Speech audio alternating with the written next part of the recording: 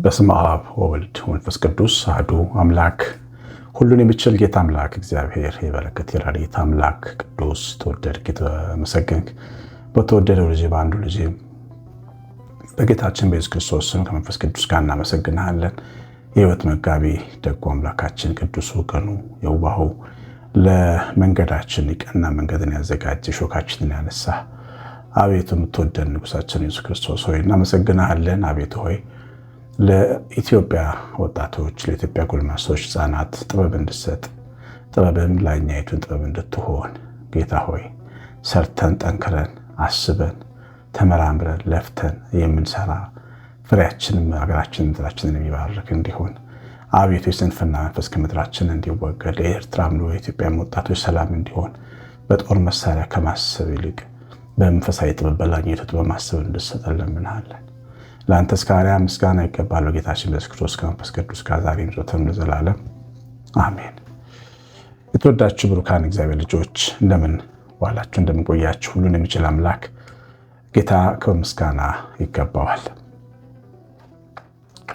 ሰሞኑን ወደ መቂ ለአገልግሎት በወጣሁበት ከአንድ መምህር ጋር ተገናኝቼ በዝዋይ ስለሚገኝ ኢየሱስ ታቦት ወይም ቤተክርስቲያን አንዳንድ ነገሮችን ሲያጫውተኝ እንደነበር ነግሬያችኋለሁ።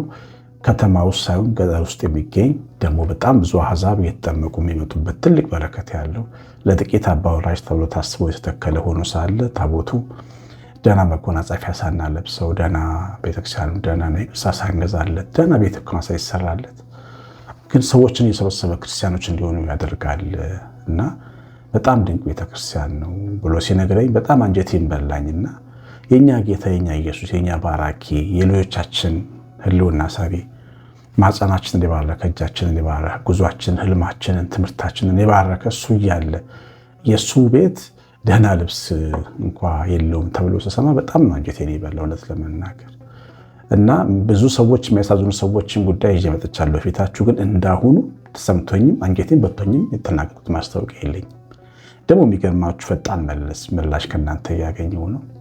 እግዚአብሔር ይባርካችሁ። አንዲት እህቴ 90 ሺህ ብር የሚፈጅ መጎናጸፊያ ገዝታልናለች። ምንም ቃል የለኝም። እግዚአብሔር ይባርክሽ።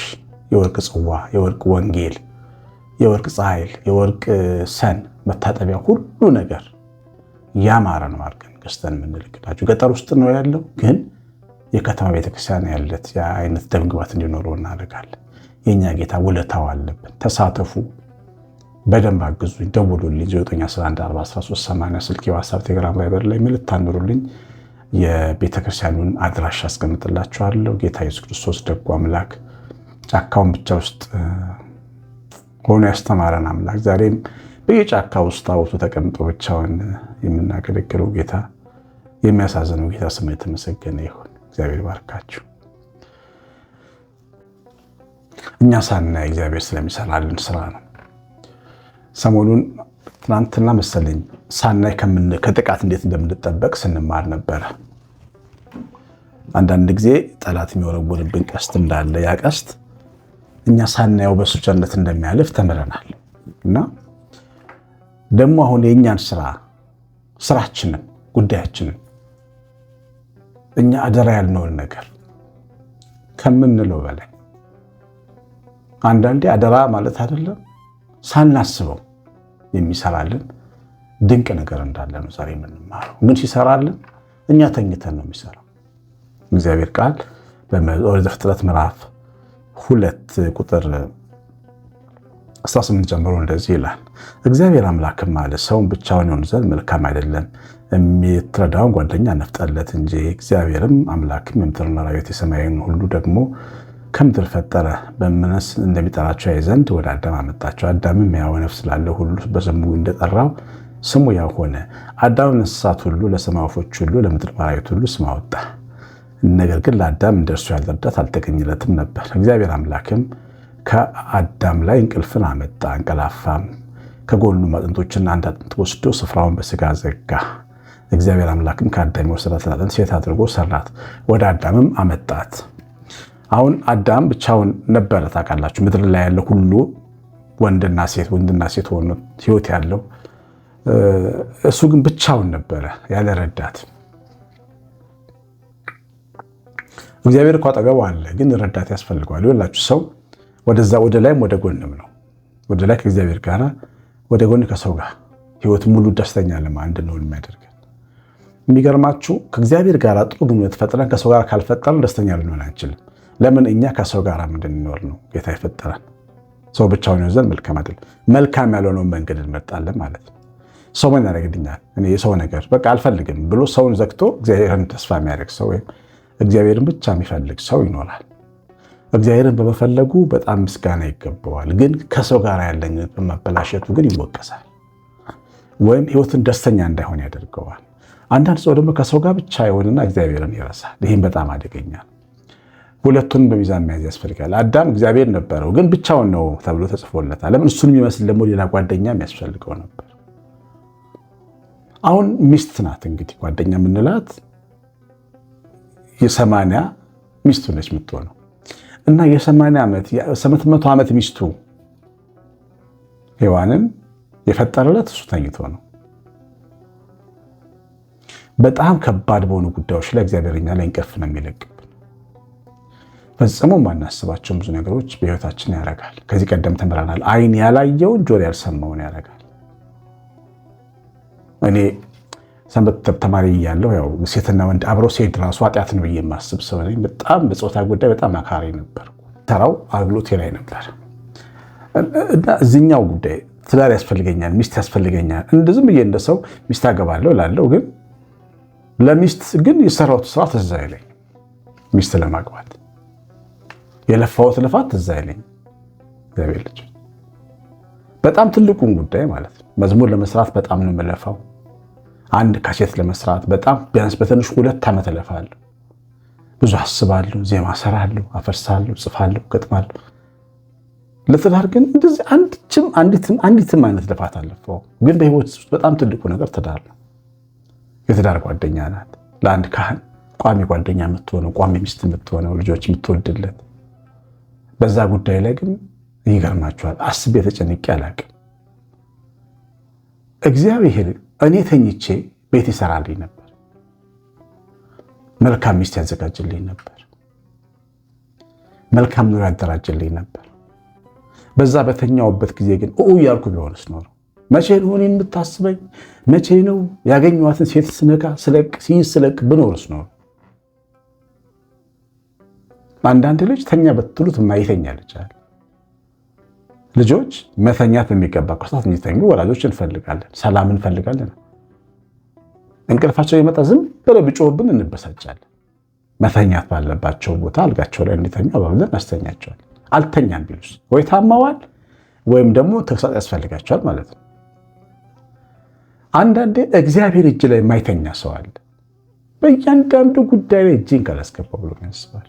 ሴቱንም እሱ መርጦ፣ ቤቱንም እሱ ሰርቶ፣ ንግዱንም እሱ ነግዶ፣ ትምህርቱንም እሱ ተምሮ፣ እጣውንም እሱ አውጥቶ፣ ጉልበቱንም እሱ ተወጥቶ፣ በቀን እሱ ተበቅሎ ሁሉን ነገር ሰርቶ መኖር ይፈልግ ሰው አለ። እግዚአብሔር ግን ለሚያምኑ ሰዎች ግን እነሱን አስተኝቶ የሚሰራው ስራ እጅግ የበለጠ ነው። እንቅልፍ ወስዷቸው ሚስት ያገቡ ወንዶች ብዙ ጊዜ ቋሚ ኑሮ አላቸው። እነሱ እግዚአብሔር የሰጣቸውን ትዳር ተቀብለው የሚኖሩ ሰዎች።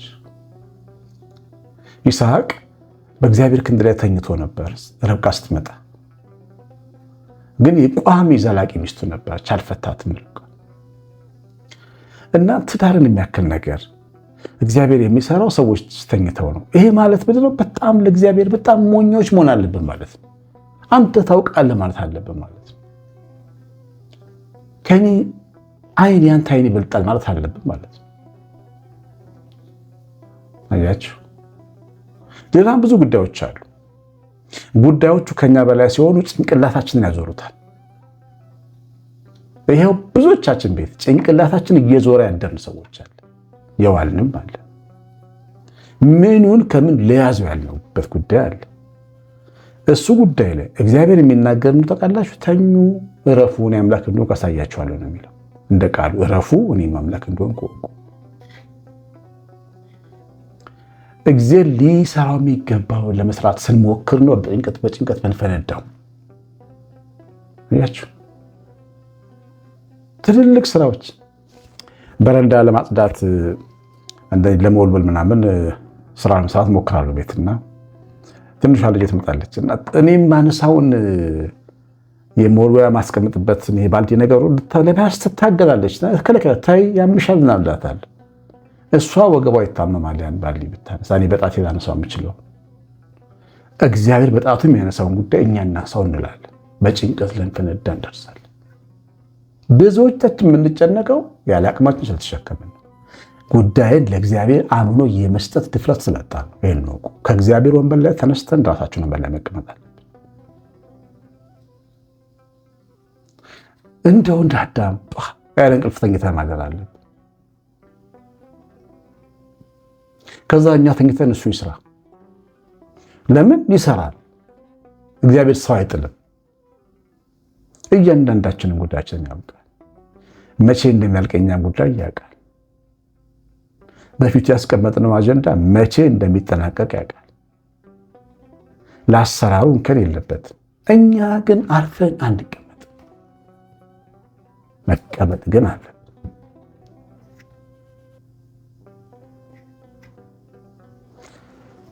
ዮሴፍ ወደ ንግስና ሲመጣ ከባድ እንቅልፍ ነው ያስተኛው። ሊገመት የማይችል እንቅልፍ፣ ቅዠት የተሞላ እንቅልፍ።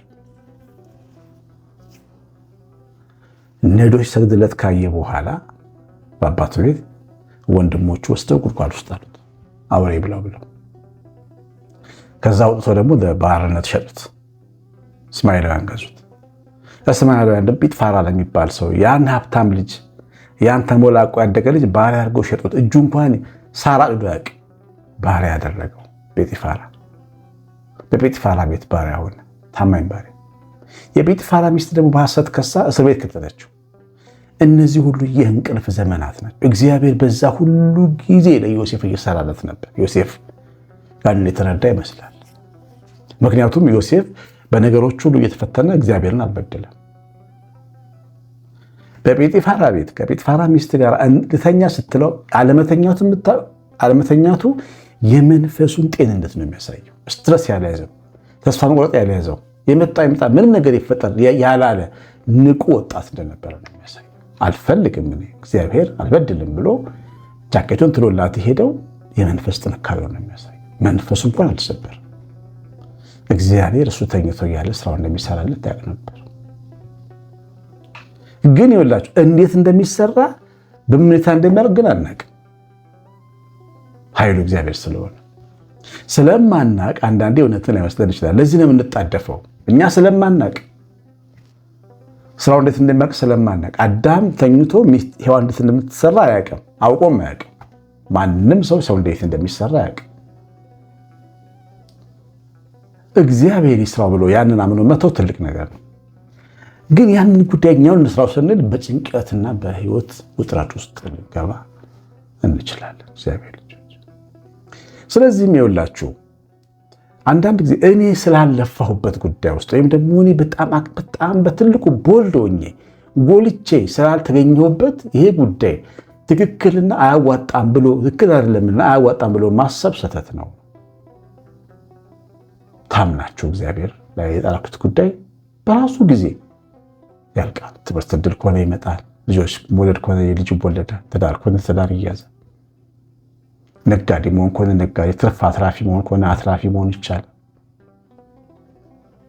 ሯጭ ከሆንክ ማሸነፍ፣ እግር ኳስ ተጫዋች ከሆንክ ማሸነፍ ህልምህን፣ ሐሳብህን፣ ተስፋህን ያደርሳል። እግዚአብሔር ለእያንዳንዱ ሰው ቀጠሮ አለው። ለእያንዳንዱ ሰው ጉዳይ አለው። እያንዳንዱ ሰው እኔ ብሎ ዓላማው እኔ ማለት ይችላል። እግዚአብሔር እያንዳንዱ ሰው በቢሊዮን የሚቆጠር ሰው እኔ ብሎ በራሱ ብቻ አስቦ ዓላማው እኔ ነኝ ማለት ይችላል። እግዚአብሔር በዚህ ልክ የኛ አምላክ ነው። ስለዚህ እኛ ሳናይ የሚያስብልን የሚያዘጋጀልን ብዙ ነገር አለ። ለዮሴፍ የተዘጋጀለት ያን ሁሉ በረከት ድንገት አንድ ቀን በፈርዖን ቤት ሕልም ለመተርጎም ሲገባ አገኘው ማለት ነው። የግብፅ ሁለተኛ ገዢ እነ ጲጥፋራ ጌታ ሆነ ማለት ነው። እግዚአብሔር ተኝቶ ሳለ የሰራለትን ወረሰ። እና አንዳንድ ጊዜ ሞኝ ነኝ ምን ነክቶ ነው የኔን ጉዳይ ትቼ የተቀመጥኩት የምትሉ እንኳን ተዋችሁት። መስራት የሚገባችሁን ነገር ስሩ። ማስታወቂያ ከወጣ ተወዳደሩ። ወይ ነገር ከፈለግ ሙከራ አድርጉ። ግን እግዚአብሔር እየሰራ መሆኑን ግን አምናችሁ ተነሱ። ፈቃዱ ካልሆነ ምልክቱን ይነግራችኋል፣ ትመጣላችሁ። ሌላ መንገድ ደግሞ ትሞክራላችሁ። እኔ ያልኩት ይሁን ብላችሁ ግን እንዳትሞቱ። እንደ አዳም ተኙ እንቅልፋችሁ። በአንዳንድ ጉዳይ ላይ ከባባድ ጉዳይ ላይ ተኙ፣ አትፈንዱ። አንዳንዴ ችግሩ ፈንዱልኝ፣ አይምሯችሁን በጭንቀት አበላሹልኝ ይላችኋል። አትስሙት። ለምን ብላችሁ? ምንም የማይለወጥ ታሪክ የለም። ምንም ታሪክ የለም። አይመስልም እንጂ ይለወጣል።